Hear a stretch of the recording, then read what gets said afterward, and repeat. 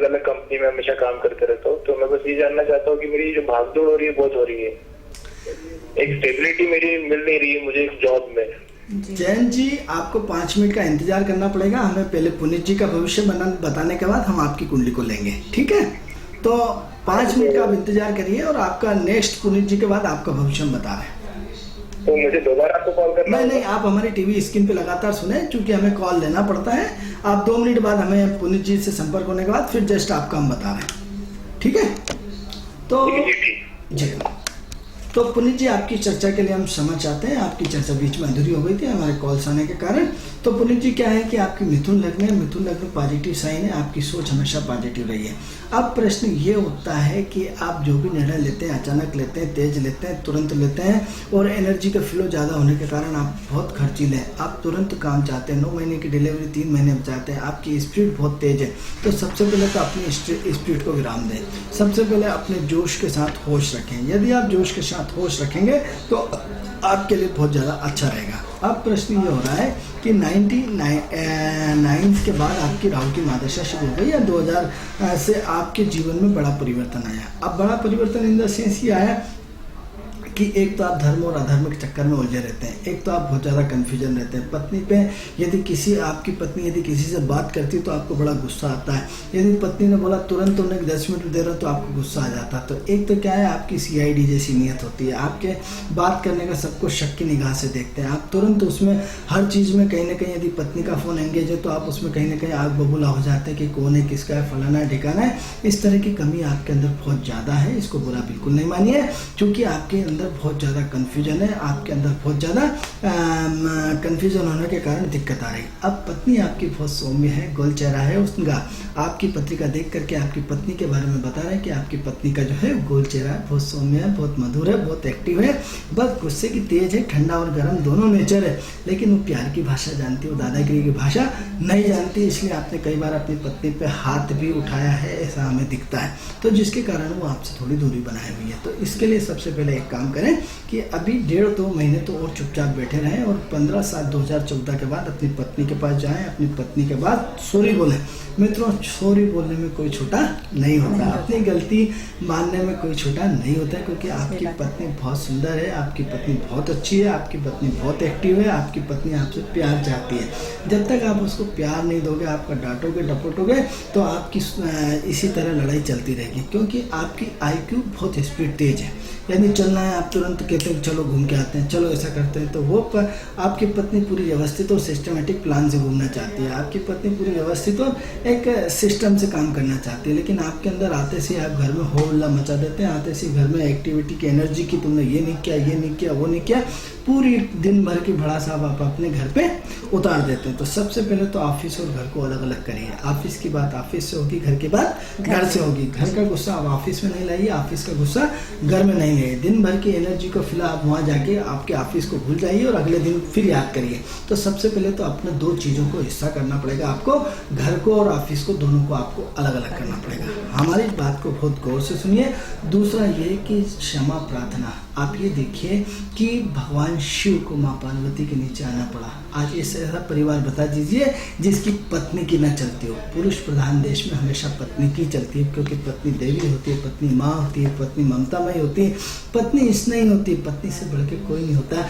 पत्नी के अंदर जो त्याग होता है, स्त्री के अंदर जो त्याग होता है, किसी के अंदर नहीं होता है। मित्रों, तो सबसे पहले आप अपनी पत्नी को गाली देना बंद करें, अपनी पत्नी को प्यार करना सीखें, अपनी पत्नी की बात मानना सीखें, क्योंकि वो क्या है कि अपने गर्म और नरम दोनों दौड़ के। तो सबसे पहले आप हमेशा यदि उससे प्यार से जीत सकते हैं, आप उससे दादागिरी से नहीं जीत सकते। दूसरा, उस पर आरोप प्रत्यारोप कुछ नहीं लगाना। तीसरा ये कि आपकी पत्नी को घूमने फिरने का और अच्छी चीज़ें खाने का बहुत शौक है, तो इसलिए उसको अच्छी साड़ी, अच्छे कपड़े, आप अपने बजट का एक हिस्सा अपनी पत्नी के हफ्ते में एक बार किसी अच्छी होटल में खाना खिलाइए, अच्छी होटल में उसको घुमाने ले जाइए, अच्छे होटल में कहीं ना कहीं आप उसको अपने, कोई भी भोपाल में आज तो बहुत सारे स्पॉट्स हैं, आप हफ्ते में एक बार अपनी पत्नी को जरूर घुमाने ले जाएंगे। ये बिल्कुल आप ध्यान रखिए, क्योंकि देखिए मित्रों, लोहे से लोहा कटता है, प्यार से प्यार कटता है। यदि आप हम किसी को प्यार देते हैं, कुत्ते को एक रोटी डालते हैं तो पूछ लाना शुरू कर देता है, तो ये तो मनुष्य रूप है। तो सबसे पहले आप अपने कॉन्फिडेंस को बंद करिए, क्योंकि सवाल ये हो रहा है कि यदि आप बहुत ज्ञानी हैं, बहुत मास्टर माइंड है, आपके संपर्क बहुत अच्छे हैं, सब कुछ होने के बाद तो आप कन्फ्यूजन में, क्या है, सिर्फ आपको अपने बच्चे की चिंता है और कुछ नहीं। तो बच्चे की खातिर झुकना सीखिए। हर भगवान देखो, आप पत्नी का कहना मानते हैं तो आपने भी अपनी पत्नी का कहना मान लिया तो क्या बुरा करा। जितने भी सफल व्यक्ति हुए हैं लाइफ में, आज उन सबके पीछे उनकी पत्नियों का हाथ है। जितने भी बड़े उद्योगपति हुए, जितने भी बड़े, अब आप बड़े से बड़े अफसर को देख लीजिए, हमेशा पत्नी की चलती है, पुरुष की चलती ही नहीं है। तो आप अपना दिमाग क्यों चलाना चाहते हैं? पूरा एक पत्नी का घर छोड़ करके पूरा ब्रह्मांड, पूरा बैंक, सब कुछ तो है आपको चलाने के लिए। अरे एक पत्नी का यदि गुलाम बन गया तो क्या फर्क पड़ता है? क्योंकि गुलामी नहीं होती है, एक मीठा प्यार होता है, एक मीठा एहसास होता है, एक किसी के जीने का एक मधुर वो होता है। तो त्याग की सबसे बड़ी भावना, तो आपके अंदर त्याग की भावना नहीं है। आप बहुत ओवर कॉन्फिडेंस पे रहते हैं, बहुत ज़्यादा कन्फ्यूजन में रहते हैं, जिसके कारण आपकी सबसे ज़्यादा परेशानियाँ खड़ी हुई है। अब इसी कंडीशन में क्या है, सबसे पहले तो अपना सोच बदलें, आपका काम करने का तरीका बदलें, आप आरोप प्रत्यारोप लगाना बंद करें और आप पत्नी से शरणागत हो जाएं, पत्नी से सॉरी बोलें और माफ़ी मांगें कि अगली बार से ऐसी गलती नहीं होगी। और अपना सारा दिन में, हफ्ते में एक बार आप घर में नहीं, पत्नी के साथ बाहर बिताएंगे। तो थोड़ा सा यदि चेंज करेंगे तो निश्चित रूप से परिवर्तन। हेलो हेलो हाँ जी, कौन बात कर रही हैं आप? हाँ मैडम, मैं ये कोलार से बोल रही हूँ जी। डेट ऑफ बर्थ बताइए अपनी। नहीं, एक बच्ची के बारे में पूछना है आपसे जी। Date of birth? आपकी शादी नहीं हो रही है। आपकी बच्ची की डेट ऑफ बर्थ क्या है? ये 19/9/1984। 19/9/1984। हाँ, समय बोला जी। समय क्या है उसका? क्या समय क्या है, जन्म समय क्या है? 2 बजे का। दिन के की रात का? दिन में या रात में? रात में जी। सॉरी, दिन में। दिन में 2 बजे। कहाँ पे हुआ है? कहाँ पर हुआ है? भोपाल में ही। जी। थोड़ा सा आप इंतजार करें, हम आपके बच्चे की शादी का विवाह बताते हैं, क्योंकि हमारे पास 2 लोगों की चर्चा चल रही है। 5 मिनट का इंतजार करें, उसके बाद आपका नंबर आ रहा है, ठीक है? तो अब प्रश्न ये उठता है कि पुनीत जी अपने आप में थोड़ा सा चेंज करेंगे तो निश्चित रूप से आपकी प्रोग्रेस होगी। आपकी पत्नी बहुत अच्छी व्यवहार कुशल है। और दूसरा, कर्म क्षेत्र की बात करते हैं तो क्या होता है कि आप अपने हाथ से अपने दुश्मन खड़ा करते हैं, क्योंकि आपकी स्पीड काम करने की बहुत तेज़ है और काम की स्पीड बहुत तेज़ है, तो जिसके कारण आपके विरोधी आपके सामने निरंतर खड़े रहते हैं।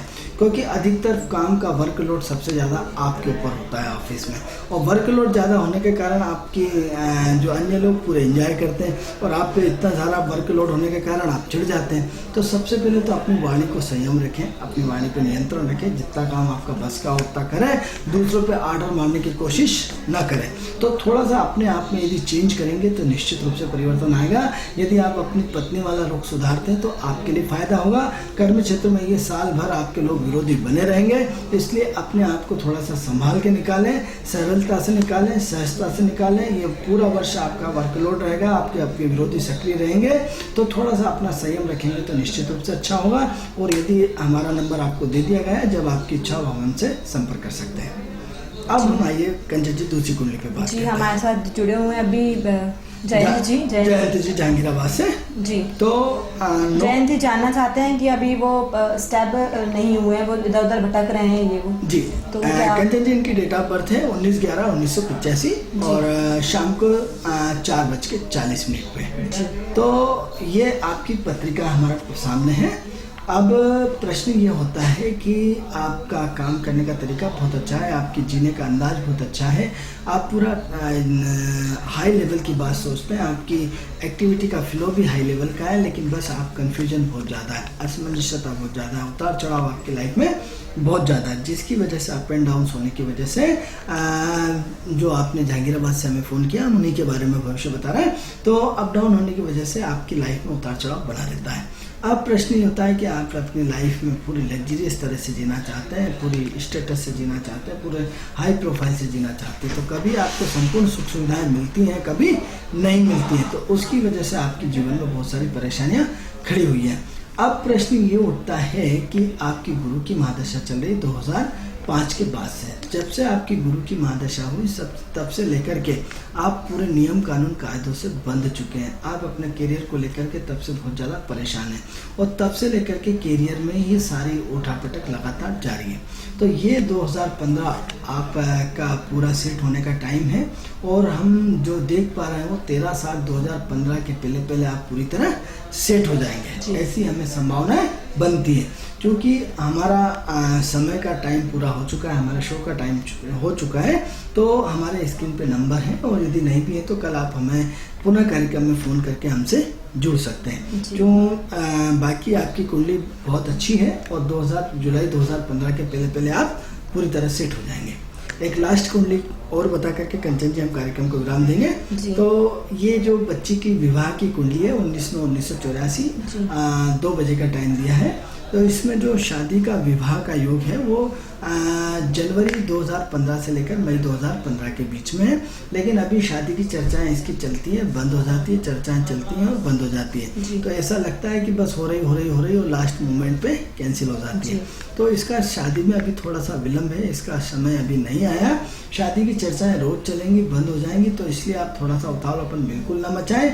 और इसकी शादी हमें जनवरी 2015 में दिख रही है और ये लगभग अप्रैल के आसपास शादी होने की संभावना हो जाएगी। चिंता करने की जरूरत नहीं है और चटमंगनी पट ब्याह हो जाएगा। जी, तो दर्शकों आपने जाना कि आनंद जी ने कैसे आपकी समस्याओं का समाधान बताया। वैसे ही हम कल ठीक इसी समय पे आपके लिए फिर से हाजिर होंगे आपकी समस्याओं के समाधान के लिए। बस आपको छोटा सा काम करना है, आपको हमें बस एक कॉल करना है और आनंद से जानना है आपकी समस्या का समाधान। दर्शकों आज के लिए हमारे कार्यक्रम में फिलहाल इतना ही। दीजिए इजाजत, नमस्कार। नमस्कार।